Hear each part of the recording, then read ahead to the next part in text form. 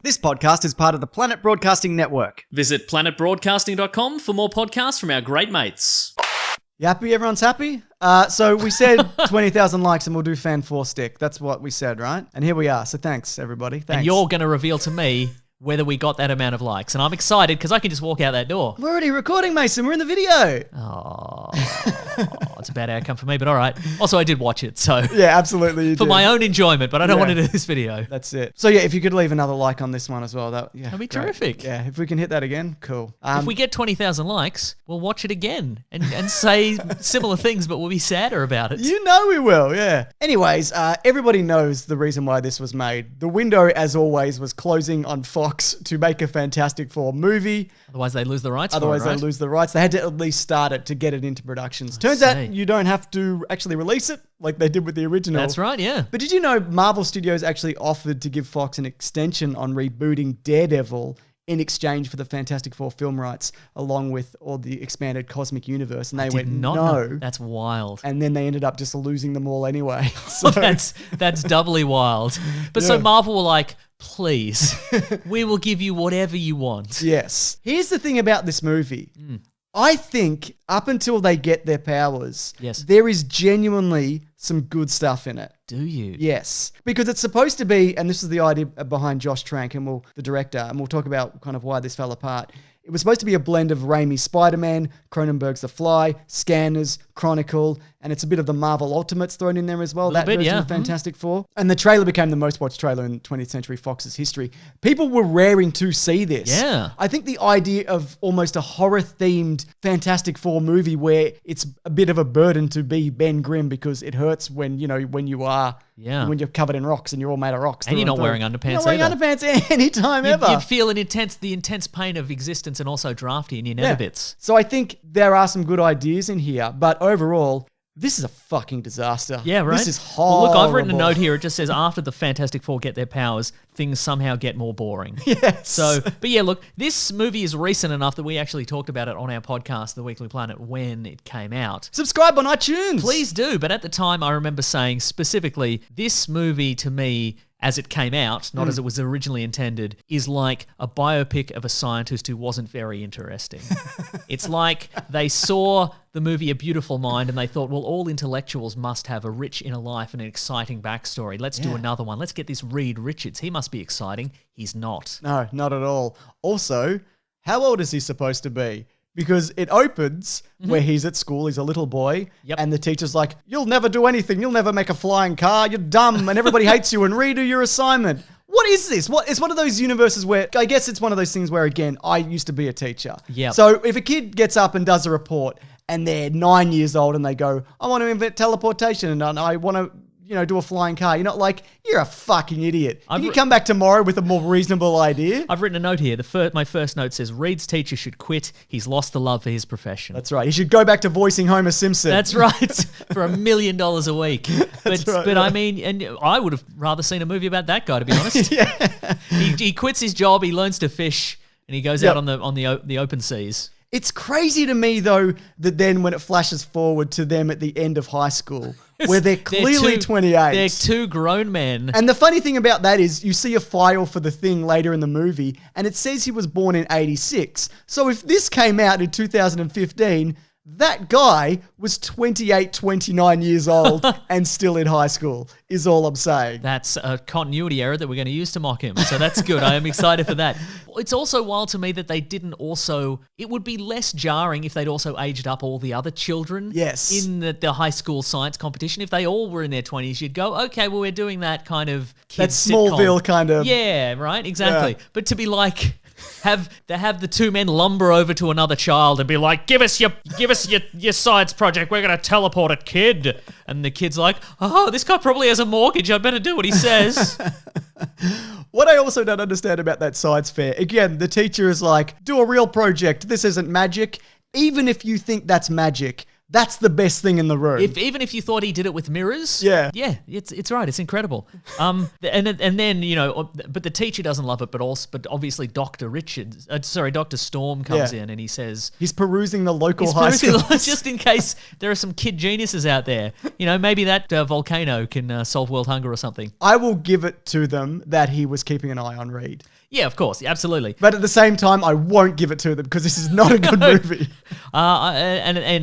So Dr. Storm says to them, I think you've cracked interdimensional travel. Now he says that, but the model plane they used to teleport, it comes back severely burnt and with pieces missing. So if they were like, we've cracked interdimensional travel, do you want to do that? I'd be like, no, I don't want to come back on fire with pieces missing. But what if Sue says, I also have this vial of dirt that I keep on me. What do you think of this now? Oh, my weakness is a vial of dirt. I love to numb it up. Num, num, num, num, num. So I think the idea of them meeting as a team, Yep. I don't think it's entirely terrible. There's some clear edits in this where Victor Von Doom was supposed to be Victor Domachev. And they've ADR'd it over the top. Yeah. Because he kind of looks down at his file and he goes, I can't believe you've got Victor Von Doom here. Famous comic book villain, everybody watching this. All right, side note also. Great. It's only just occurred to me now, there is a line when Sue Storm, she's speaking to Victor Von Doom and he's being quite negative. And she goes, oh, Dr. Doom over here. That only makes sense if Dr. Doom is already an established character in the fiction of the world in which you live, right? Because otherwise, what's that reference? Who do you call Dr. Doom? That's not a thing. Unless there's already a comic book character called Dr. Doom, right? Yeah, that makes sense. That's not a joke, especially if your name's Doom. I don't go to you and go, oh, bit negative. You're being a bit Dr. Sunday movies over there. That's who I am. Doesn't make any sense. Makes perfect sense, and this movie makes sense. My favorite thing that makes sense. Okay. No, well, look, great segue. My favorites, one of the earliest things is when obviously they graduate high school and Reed Richards is on the fast track to the big city and he goes to the city. Took him 28 years. And there's this slow dramatic pan with this swelling orchestra up to just a boring office building. It's got Baxter on the side of it. And he's like, wow, the Baxter building. A building like in the big city. It's not even that big. But at the big city building, a right? medium-sized building. And then at the very least, I would hope that he would go in there and it's just drudgery and there's just office workers making copies. And he's like, wow, everyone. And they're like, oh. But everybody else is thrilled to be working in this place also. And I get it because he's from Oyster Bay, he's from this small town kind of thing. And he's thrilled. But we, the audience, are not thrilled. No. Because we've been to the city before. I guess it should more reflect the building that they get at the end, that they clearly added very last minute. Yeah, right, where they look over that facility and they go, wow, look at this facility. / green screen, we can't see anything. Isn't it incredible? All the things that we get to work on now. What do you think of character designs? I'm talking suits. I'm talking use of powers. How You're saying specifically, what do I think of this version of the Thing? Yeah, sure. It's all right. But again, he should put some underpants on. Weird human eyes.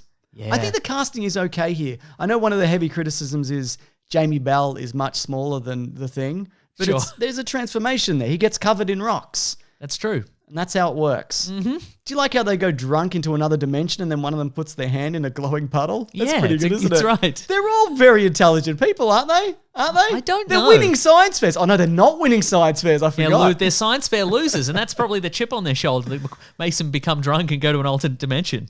Obviously, the worst character design is Dr. Doom. Yeah, it always is for some reason. How do they do it? And this is way worse than the other ones, by a long way. So he's a terraforming, head-exploding, melted crash test dummy of a man. His eyes are too close together. The mouth doesn't move. It's got a big garbage bag cloak. Yes. He sometimes glows. He's like, look at my powers. He's just moving mountains. Where's your Dr. Doom stuff? Right? Barely any Dr. Doom stuff. Look, again... And he's only in it for like 12 minutes. Well, do you know the funny thing is, he was supposed to be the Herald of Galactus. The original version of this is not an hour 40. It's like 2 hours 27. And he actually, when they go into the other dimension, it's a dead world and Galactus is there. And they're like, oh no. So Doom, cool. They film this. Yeah. So Doom stays and becomes this version of the Silver Surfer. Makes more sense. Yeah. I have a couple of time code notes. I love time code notes. This one says, The start of the movie, Ben Grimm disappears. He doesn't come back into the cast until the 25-minute mark. He's gone for 25 minutes. Sure. But when I went to check, I assumed it was at the 1 hour mark. I'm like, geez, he's been gone for an hour, hasn't he? Short, no. It's short, but it drags. But then he doesn't show up again for 37 minutes. Yeah, that's He's cool. just gone. And by that point, the rest of the team they're getting along. They're palling about. Reed and Doom are having this furious dry erase marker war on the whiteboard. They're palling around. Everybody's being friends. And then just Ben Grimm's just shown up at the end. Why? To weld some stuff. Yeah, to weld some stuff. And to have a horrible rock transformation. Yeah. The machine that they use to travel through parallel dimensions is built in this sort of static time lapse. Yep. That makes it look like an educational video. It's not exciting. You don't think there's some educational value to that? No. No. If anything, watching this makes you dumber. So what was also baffling about this movie coming out in 2015, and I Yes. know it was reshot, but they're really doing the blue light in the sky thing. And by that point, Yes. it was so far done Yeah. that it was baffling. When I saw it, I'm like, really? There's probably wow. there's probably a Netflix category for it. Just put in blue sky beam and you'll find a whole bunch of stuff. And just that whole last sequence of them coming together and they're just all tumbling over each other, and the stretching ability, he doesn't really do that much with it again. It's mostly long punches. I like that he can change his face. That's something that he can do in the comics. That is true, yeah. That, where he can actually disguise himself. But at the end, Doctor Doom just goes up into the sky beam and he disintegrates and he's gone forever or whatever. But who cares? And then when they come out of it, there's this, again, that swell of music. Yes, like, that's look right. at these heroes. And there is a crater the size of the fucking moon. Yeah. And they're like, we did it. So many people. You also did this because you built these machines. This is your fault. That's right. I know that like Doom came back and did this, but this is you. You did this. Mm-hmm. And you're bad people and you should all be in jail. They should not. You know what? Yeah. Everyone who made this movie should be in jail. Wow. So the Definitively. fictional characters should be in jail. Yep. And the producers of the film should also be in I'll jail. go this far. Everybody who's involved in any version of the Fantastic Four movies ever should all be in jail. What about people who watch the Fantastic Four Yes. movies? James, no. I can hear the cops coming now. And then at the end, because they're like, give us this facility, we want somewhere to work. And then there's that palling about, and they're like, what should we call ourselves? It's like that Avengers Assemble moment from Ultron or whatever. And just the bit where Johnny Storm goes, what are you like got to be called? The bloody thing that nobody wanted. What are you doing? Brutal, right? Why are you saying shit? So you don't- mean. You've barely spoken. That's now you're true, just yeah. like, look at this fucking freak. Yeah, right. He's up. Yeah, right. And then they're like, I've got a good name. Wait for it. Wait for it. End of the Credits, movie. great. Fantastic. Incredible. That's true. And the wig. The Sue Storm wig. Sue Storm wig. Oh my god. Just wildly fluctuating between scenes. Okay, yeah, I'm sorry. Yeah. Do you want some miscellaneous notes? I love it. Meso's miscellaneous I notes. love it. Let's see. At one point, Reed looks at all the awards they've won at the Baxter Building, and it says Baxter Institute develops the first quad series super microchip. Boring. So boring. It doesn't say Baxter Institute develops flying car or cloaking device. Well- a quad microchip. It's funny that you say that because the flying car was deleted from the movie. Of course it was. Because you know why? Because it was interesting. Yeah, there was one that Reed made, kind of this jalopy, but there's also concept art of other kind of strange designs, which I think are quite cool. Nice. Yeah. I've written here, Reed and Sue meet cute, and then I've just put ... It What wasn't was said? interesting. Nothing happens. At one point, Sue tells Reed his unsupervised experiment, what he did as a kid, could have opened a black hole and swallowed the entire planet. Cool. Tell us some other visually spectacular, dramatic things that didn't happen. It's good. I like that. Tell, don't show. That's what I say. Victor started the Quantum Gate project when he was younger than you. You, a fully grown adult man. At one point, Victor Von Doom says to Reed Richards, I gotta say, it's pretty impressive that you nearly destroyed an entire planet with speaker cable and aluminium foil. Got him. That's a pretty good experiment for me to poop on. That also is pretty impressive. That's pretty good. Yeah. The negative zone is just a mountain range in the dark. That's what it is. Oh yeah, it is the negative zone. We should. Yeah, they're in the negative zone. I've written the back half of this movie is very depressing. Yep. At one point, a screen shows up that's Ben Grimm. He's in his late 20s, but also it says confirmed kills 43. Yeah, he's doing I don't well. want to know that lovable Yancey Street orphan turned, superhero loved by every member of the public has killed 43 men. And that's only confirmed kills. Doesn't say man. And it doesn't say Not adults. women and children. That's very true. And look, I have one final note. It says, in this movie, everyone's great at physics, but bad at chemistry. Interpersonal chemistry. I've got them. James, I got them. Have you done it again? I know, but I did it again, though, didn't I? Don't ask how I did it again. Just know that I did it again. So I do want to talk about how this movie kind of fell apart. But before I do that, would you like to hear some things that were deleted? Yes. I mean, if Galactus is one of the notes, Yeah. I'm excited to hear the rest. Oh, yeah, there's some way more less interesting stuff that I've got listed here. Now, why was this deleted? It wasn't deleted by the director, Josh Trank. I could explain that to you. Please. Yeah. First, there was Jeremy Slater's original version, the screenplay, and that included Mole Man, which we sort of get because one of those guys is sort of the Mole Man or named loosely after the Mole Man. I guess that's true, yeah. Dr. Doom would have been a Latvian dictator, but Simon Kinberg rewrote the screenplay, who did a lot of reshoots on this. He's worked on a lot of the Fox, X-Men, and Fantastic Four stuff, making Dr. Doom an antisocial programmer and cutting Mole Man and Galactus. Because that's what we need more of in real life, programmers and not My Galactus. goodness. This is what else was cut. Fantastic Car mentioned. The posters show a crumbling city. Yeah. Did you see All the that? cities are fine, I think, as far as I know. Originally, the robot Herbie was going to appear in the film, but the studio vetoed the idea because they didn't want to raise comparisons with Tony Stark's Jarvis or the Star Wars droids and this concept art of that. Doombots were also going to show up. Oh my God. At one point at the end, they defeat Dr. Doom, and it's not really him, it's a Doombot. In all the trailers, and they kept playing this after the movie came out, there's a moment where the thing jumps from a helicopter. That's right. Nah. Not in the movie, yeah. Originally, Josh Trank intended this film to be connected to Chronicle, which he helped write. Right. The idea was nixed, but the negative zone contains crystals similar to those seen in that film. Oh my goodness. I think this could have been worked into the Chronicle That suggests that Johnny Storm and Michael B. Jordan's character in Chronicle are related somehow? Oh my goodness. Also, Somehow, they'd have to be twin brothers. yes. Somehow. Maybe they're father and son and they look the same. Maybe he swapped out one of the Johnny Storms for Sue. He went, I got two of these. I get another one. That's true, I get yeah. something different. Yeah. Yeah. So the 3D conversion for this, the money, it was actually used for reshoots. And the reshoots bumped the budget from 122 million to 155. But it only made 167 million worldwide. Oh dear. And when, of course, this movie came out, Josh Trank put this tweet out, which I'm sure people remember. A year ago, I had a fantastic version of this and would have received great reviews. You'll probably never see it. That's reality, though. What actually happened was, and again, this is all speculation, we don't really know. It's said that Josh Trank displayed erratic and very isolated behavior on set. This led to clashes between Trank and the producers over the direction of the film. I wouldn't say he would be entirely to blame for this. Maybe he had a vision and they pushed back on that. We don't really know kind of the situation in particular. But also it's rumored that Josh Trank had some small dogs that were left in his rented house while he was filming this, and they caused $100,000 worth of damage to the property. Also, apparently he had a fist fight with Miles Teller. Oh, wow. That was also after he pushed the studio to cast Miles Teller. He was like, this is the guy I want. To fight. I'm going to do it. I will do it on set. Yeah.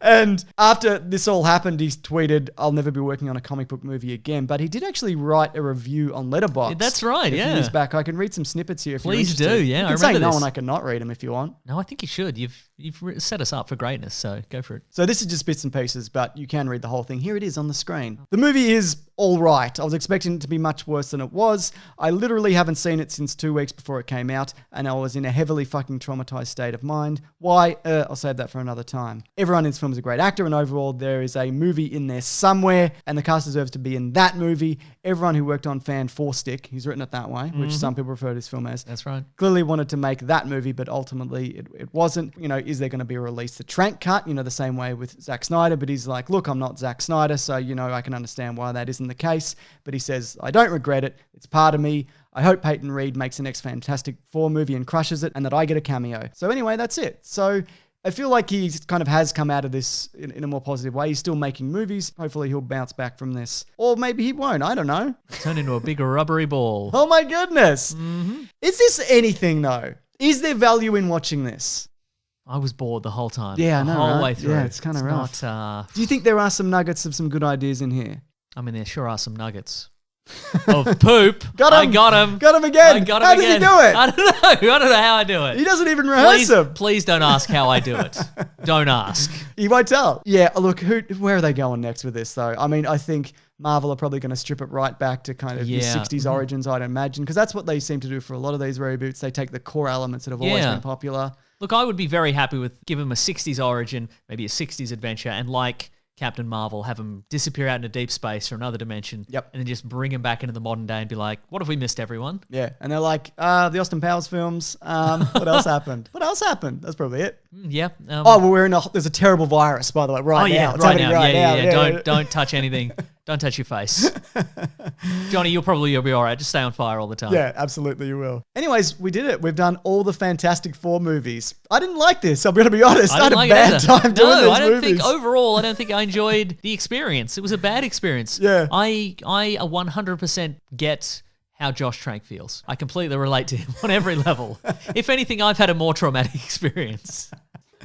I'm curious though, what's the best one of these? Genuinely, what I think Silver Surfer is, but what do people think? Yeah, and what's the if none of those, what is your favorite Fantastic Four expanded media? Is there a great animated cartoon? Is there a video game that people like? I know you love the Silver Surfer animated show. Oh my God, that's a real good one. That's very Kirby-esque. The Kirby, the little pink ball. Yes, that's right. That's right. It's exactly like it. You can hardly tell the difference. The thing is, though, people actually voted for us to do these movies. That's true, they did, yeah. And you can vote for the next set. Currently, the James Bond Brosnan movies are winning the poll. We've watched GoldenEye, but we haven't recorded it yet. So you can swing that if you do want to sign up and shift it in another direction. But of course, come back next week because maybe GoldenEye, but maybe a different thing. Yeah, there you go. Anyways, I've been Mr. Sunday Movies on Twitter. I'm at Wikipedia Brown on Twitter.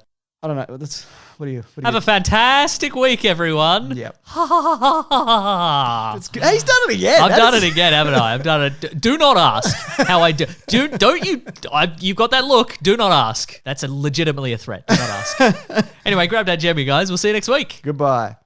This podcast is part of the Planet Broadcasting Network. Visit planetbroadcasting.com for more podcasts from our great mates. I mean, if you want, it's up to you.